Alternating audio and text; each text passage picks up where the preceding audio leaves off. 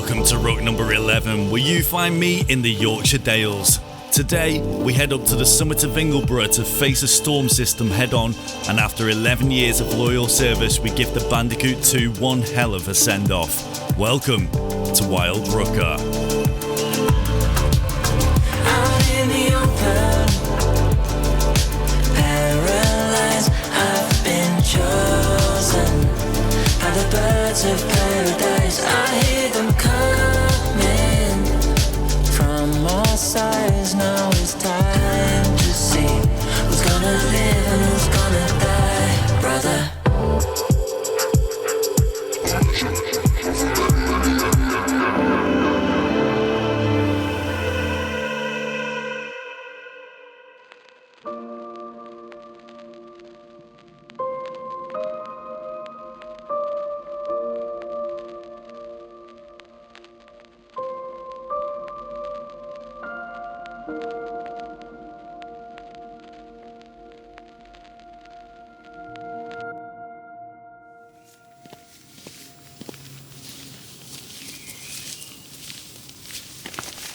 So welcome to the Yorkshire Dales.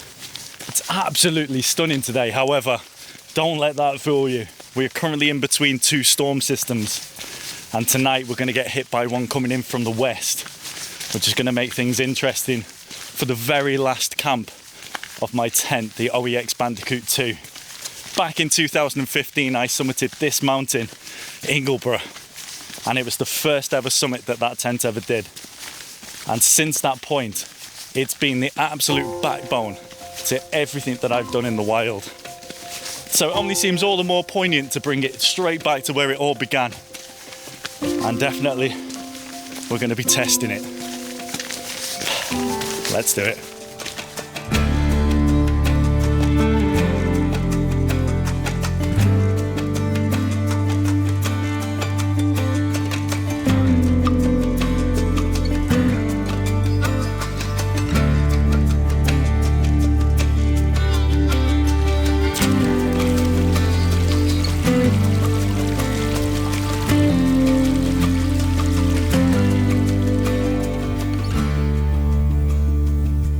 Just beautiful, isn't it?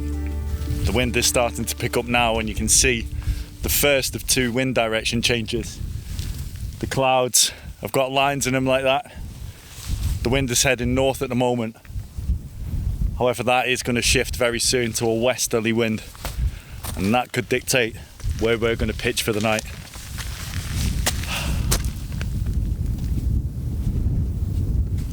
Not far to go.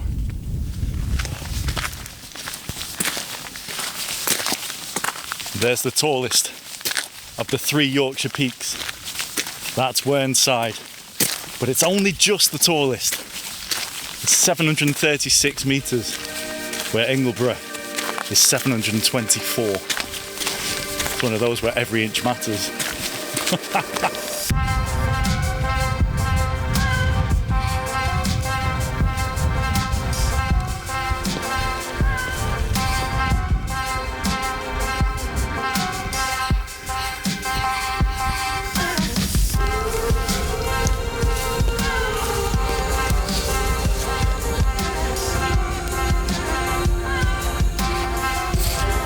Leveling off.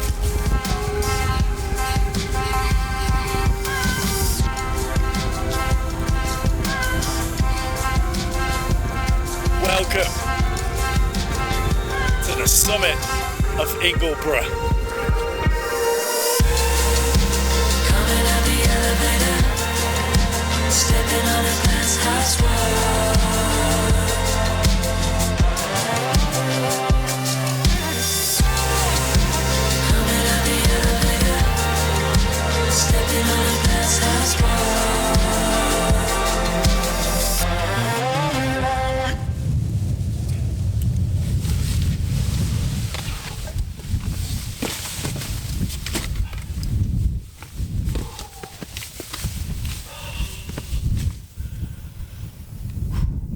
The temperature's certainly dropping now.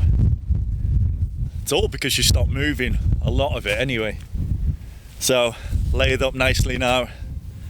I'm ready for a little explore. There's a couple of things we need to go and have a look at up here. Dating back to the Iron Age, Ingleborough was considered a fort, and up here a small civilization lived in small shelters such as this. This is the remains of one of 20 of those shelters. The lower parts were made out of stone and the upper parts were made out of timber. There was evidence that they had cattle up here, pigs, cows for milk, sheep for wool. And the reason why they picked Ingleborough was because of the views that you got into the valley. It was such a good vantage point. Incredible that this still exists, and a lot of people walk straight past it. And this was once a tower. This was built in 1830, and up here the landowner used to host horse races, and within the tower he'd laid on refreshments and entertainment for the people. However, a couple of the participants got a little bit too merry and decided to pull it down. Much to the anger of the landowner. Sadly, it was never rebuilt. Imagine all these people living up here and just getting on with the day-to-day life. I'd move here in a heartbeat.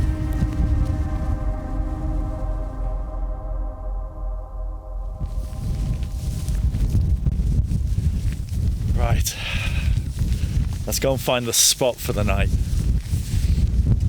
Completely forgotten where this bit is. It's somewhere over here. The unfortunate thing is we're right in that westerly wind.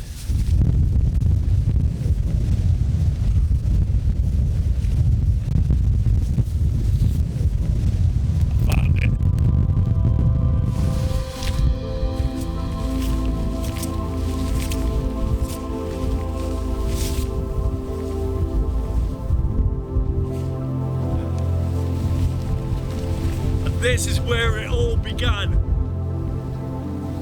Right here.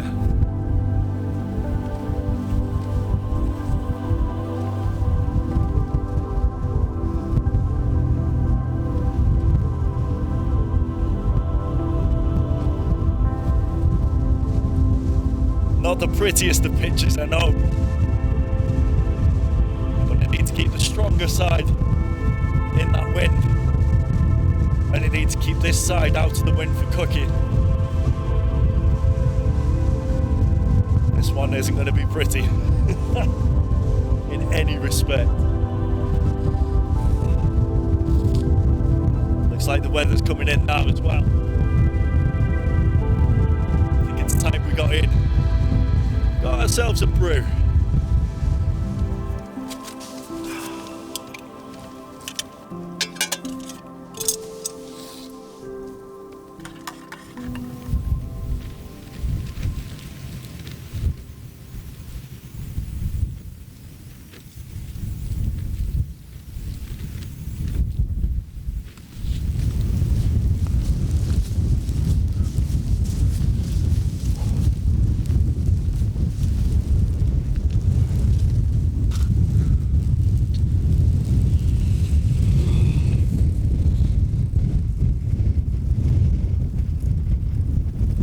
Already broken the 30 mile an hour mark. 34 mile an hour was just registered. And we're just getting started.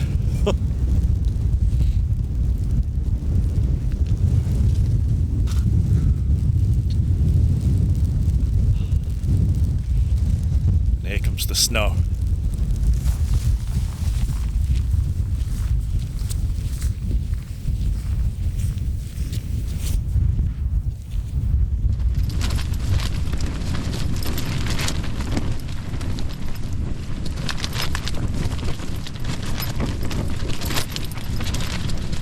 The wind is howling out there at the moment.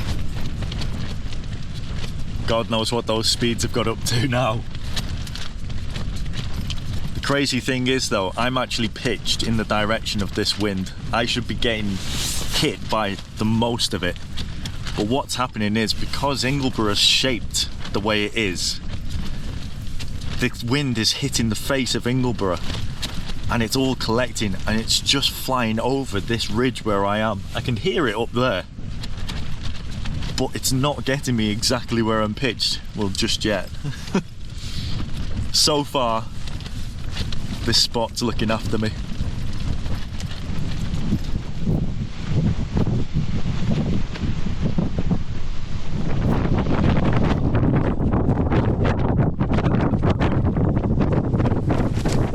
In freezing temperatures like this, there's only one thing to do, and that is eat. Let's get the calorie count in.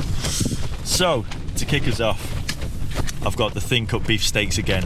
Purely and simply, calorie count is really good on them, and they cook quick. Any thicker meats, you find yourself cooking for way too long. The top gets cold. It's no good. So these are going to be absolutely essential for tonight. And to add to the mix, I'm trying something new, some Dolmio Pronto pasta. Not a massive calorie count, it is in about just shy of 300 calories, but that on top of the steaks will be really good for the night. And then, once we finish that, it's time to open the Rucker bar. And so, I'm opening up tonight with a Shipyard American IPA. I absolutely love this. It's so good. So, before the rain sets in, let's get everything cooked.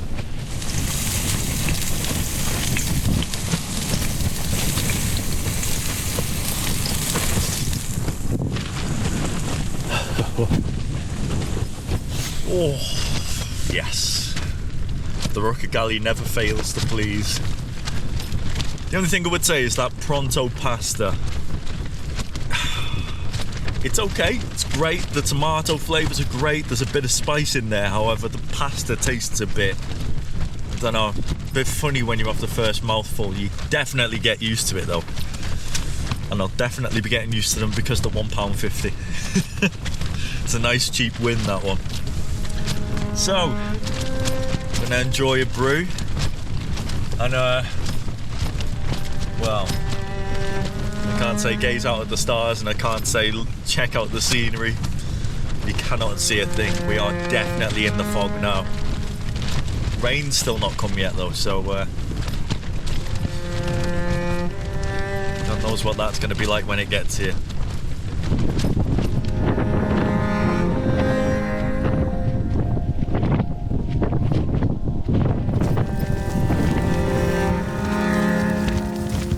It looks as if the snow's coming now. Guess there's only one thing left to do. Let's open up the Rucker bar and celebrate 11 years of an amazing adventure. What a tent. Thank you, OEX, for the best time.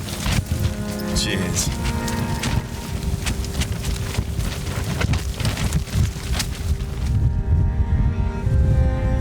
Woo. What a night. This is not letting up at all. Fog seems to have stuck in now. And we keep going from showers to snow to showers to these little breaks. So, I'm gonna call it quits there. Hopefully tonight I get a decent sleep. We'll see if we're still standing in the morning. No doubt that we will be.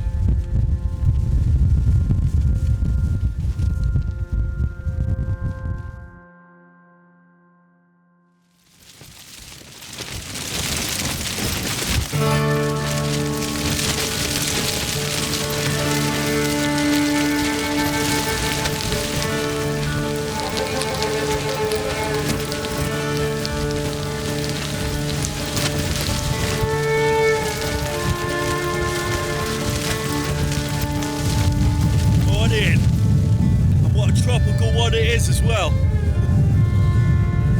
Oh wow, that was an interesting night. The wind's definitely got up to over 40. That's gale force, but the tent absolutely just stood up, no problem. It's sad though because it is showing more reasons why I need to retire it. It's the ground sheet.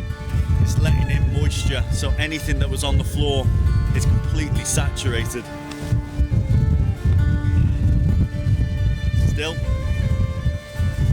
11 years and it can stand up to this. Impressive.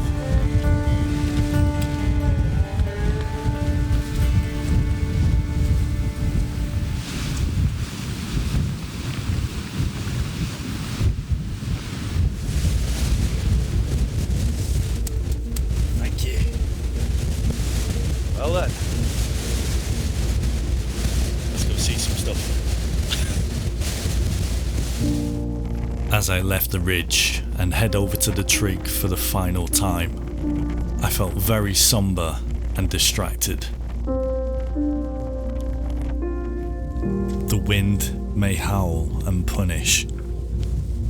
The rain and hail may bite. Alas, I remained somber. With every step, I became very aware it was one step closer to the end of an 11-year-long adventure.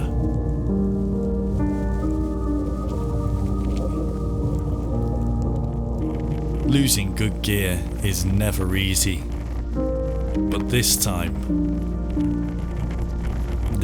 was different.